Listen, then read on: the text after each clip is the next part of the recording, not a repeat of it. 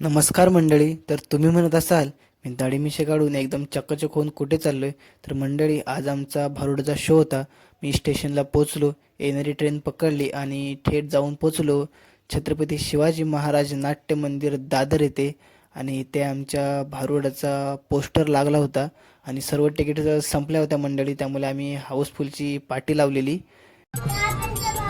मग आम्ही आतमध्ये हॉलमध्ये गेलो, तर तिकडे साऊंडवाले साऊंड सिस्टम लावत होते, त्यांची तयारी करत होते.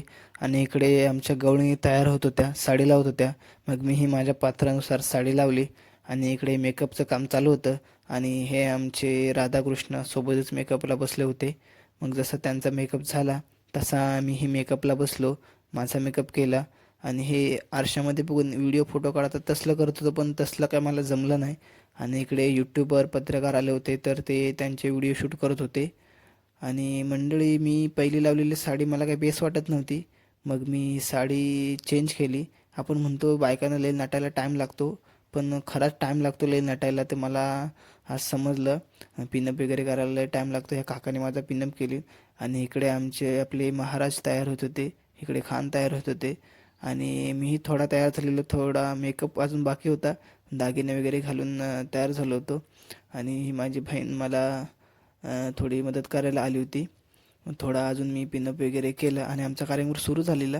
तर इकडे हे छोटे कलाकार पहिल्यांदाच काम करत होते, पण त्यांनी खूप सुंदर काम केलं. सर्व प्रेक्षकांचं मनं जिंकली आणि ज्यासाठी मी तयार झालेलो तो पण क्षण आला. आमच्या दिलाची राणी करू.